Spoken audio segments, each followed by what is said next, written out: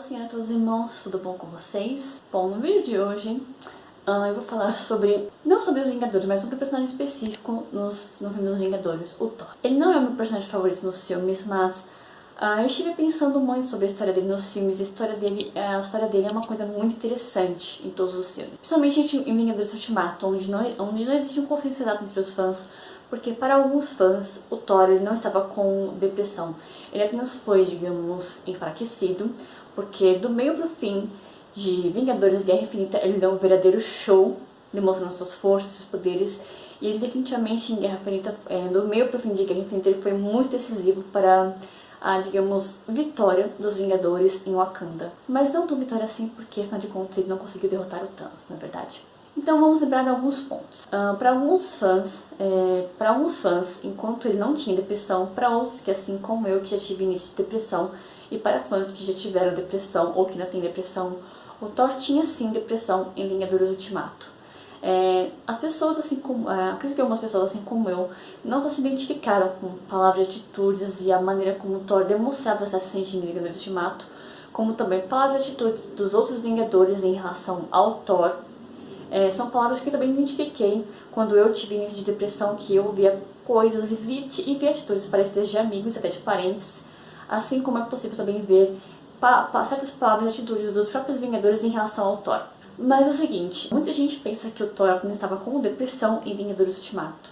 Só que eu estive pensando e rememorando os filmes do Thor no universo cinematográfico da Marvel, e pensando bem, essa tristeza, depressão do Thor não começou exatamente em Vingadores Ultimato, e eu vou mostrar pra vocês o porquê.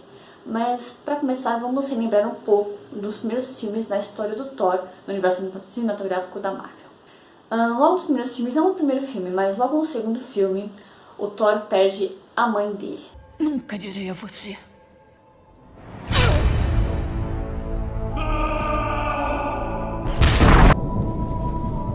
Ele simplesmente vê a mãe dele morrendo sem poder fazer absolutamente nada. Se eu não me engano, ele estava atrás, acho que de um vidro ou alguma coisa assim. Ele simplesmente viu a mãe dele morrendo e não teve como fazer absolutamente nada. E foi bem triste para ele ver essa cena. Já no terceiro filme de Thor, ele simplesmente viu o pai dele morrer diante dos olhos dele e desaparecer. E novamente ele não conseguiu fazer nada, até porque ele não tinha como impedir o pai dele de morrer e nem de desaparecer. Lembro dessa parte. Caça.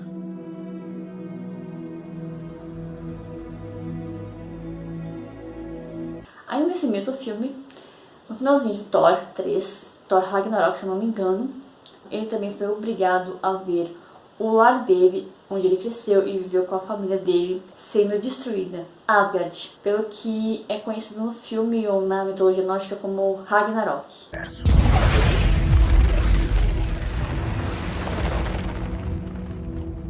E para que isso acontecesse, para que a Asgard sendo destruída, essa destruição foi causada por um ser, se não me engano, eu não sei o nome desse ser, depois eu vou dar uma pesquisada e vou colocar aqui na descrição do vídeo, nos comentários.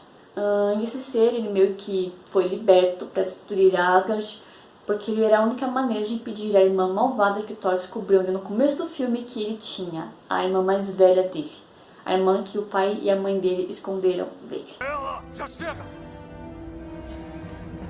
A irmã que era quase como uma versão do capeta na face da terra, né?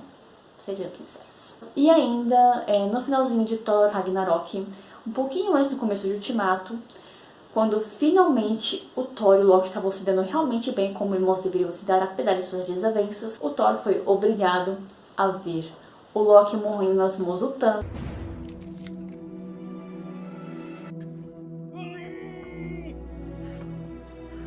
assim como seu grande amigo Heimdall. Foi estupidez.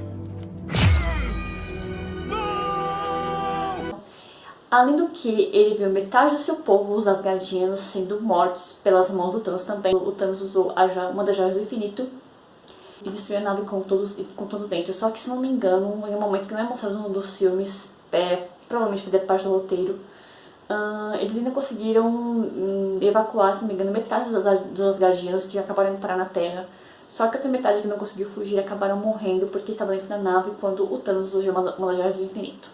A essa altura do campeonato, o Thor já não estava bem por ter visto o Loki, o Heimdall, a mãe, o pai, o lugar onde ele nasceu e cresceu sendo destruídos, além do que metade do povo dele também morrendo. E para confirmar isso que eu estou falando, durante o arco do Rocket, do Groot e do Thor em Guerra Infinita, quando eles estavam a caminho lá do lugar onde o Thor ia fazer um machado para ele, um machado que, segundo rezava a lenda, no final das que era verdade, o machado dele poderia conjurar a Bifrost. Eu não sei se é esse o nome do negócio. Enfim, no caminho para esse lugar, onde ele ia fazer o novo machado, o Rocket percebe que o Thor estava sentado no canto, assim, meio triste, meio cabisbaixo, então ele resolve ter uma conversa com o Thor. E ele quer entender por que o Thor tá tão desesperado assim para querer matar, porque quer matar o Thanos. E então o Thor menciona que ele perdeu o pai, perdeu a mãe, perdeu o irmão, perdeu o Heimdall. Ele viu metade do povo dele sendo morto pelas mãos do Thanos. E o lugar onde ele nasceu e cresceu também foi destruído. E ele falou que ele derrotou muitos inimigos e que ele ainda estava vivo até ali. Então, se ele estava vivo até ali, era porque o destino queria que ele estivesse vivo e tinha um motivo. E o Rocket não entendia muito bem isso, porque afinal de contas, as pessoas que o Rocket mais amava estavam todas elas vivas. Só que o Thor dizia que... E o Rocket falava que, afinal de contas, o Thanos já tinha destruído a nave dele, parte das pessoas que ele amava. Então, o Thanos ainda poderia matar, sim, o Thor. Só que o Thor, a essa altura do campeonato... Ai, meus olhos. Só que o Thor, a essa altura do campeonato, a maior parte das pessoas que ele amava até aquele momento, ele realmente não estava se importando ainda que o Thanos matasse ele, porque na verdade ele estava crente, ele acreditava que ele seria capaz de matar o Thanos. Só que ele demonstrava claramente que ele realmente não estava se importando ainda que o Thanos matasse ele, porque ele fala no filme: eu já perdi muito, o que mais eu tenho a perder? O Rocket inclusive disse que ele com certeza teria muito a perder. Aí chegamos em um outro impasse. Durante Guerra Infinita, quando o Thor ele bate de frente com o Thanos, ele lança o machado, e o machado crava bem no peito do Thanos, e o Thor que estava aqui já tinha vencido, só que o Thanos fala bem claramente pra ele: você deveria ter cortado o pescoço.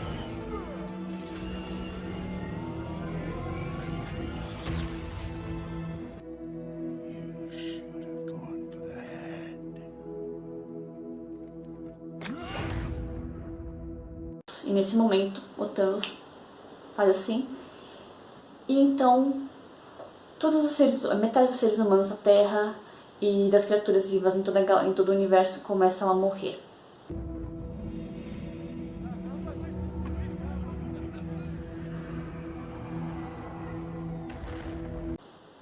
Isso é bem triste também. No começo de Vingadores Ultimato, após a passagem de tempo de 5 anos, mostra um pouco da vida de cada um dos Vingadores, como eles seguiram com a...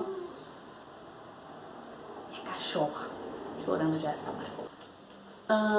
Enquanto o filme mostra a vida de cada Vingador, de como eles ficaram, logo após, inclusive, também o retorno do Homem de Ferro e da Nebulosa. Não, Nebulosa não. Eu esqueci o nome daquela personagem que estava com ele.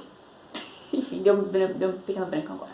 O filme vai mostrando que alguns dos Vingadores ainda continuam fazendo, digamos, pequenas missões ao redor da Terra. A própria Capitã Marvel está visitando alguns planetas para tentar ajudar as pessoas, as criaturas, os seres que vivem nesses outros planetas. A Viúva Negra passa a maior parte do tempo, boa parte do tempo dela na base dos Vingadores, meio que auxiliando eles nessas missões, assim, sempre lá do centro de comando dos Vingadores, da base dos Vingadores. O Capitão América é mostrado como, não sei se foi ele que fundou, mas ele estava fazendo parte de um grupo de apoio lá em um lugar, acho que é um teatro meio que abandonado lá, para pessoas que perderam parentes e amigos queridos e estavam meio que desabafando lá naquele lugar. O Homem de Ferro foi um dos que aparentemente seguiu melhor com a vida dele, mesmo sentindo muita falta do Homem-Aranha. Ele casou com a Pepper, tem uma filha que é a coisa mais fofinha no filme. Hulk, se não me engano, ele estudou, tentou aprimorar a transformação dele e se transformou no Professor Hulk, a força do Hulk e a inteligência do Banner.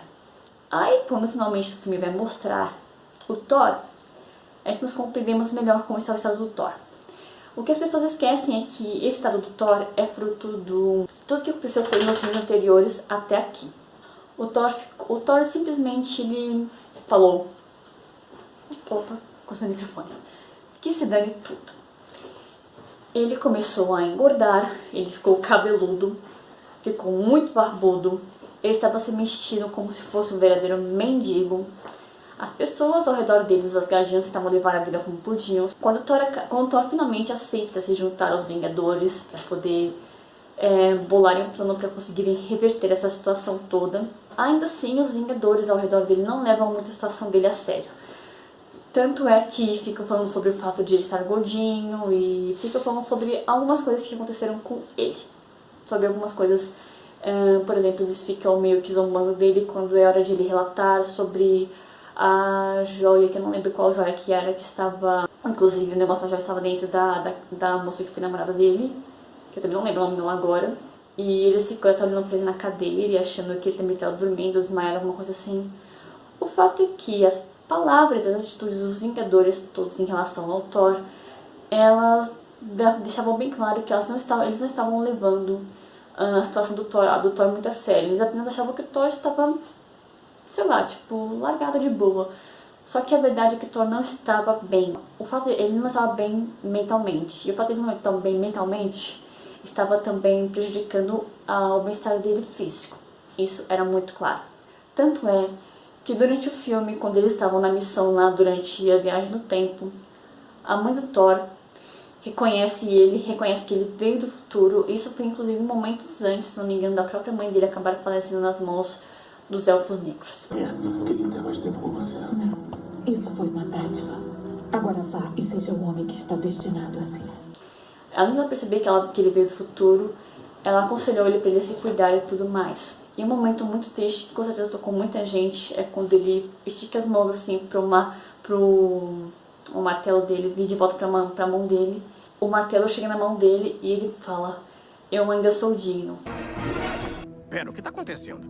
Às vezes leva uns segundos.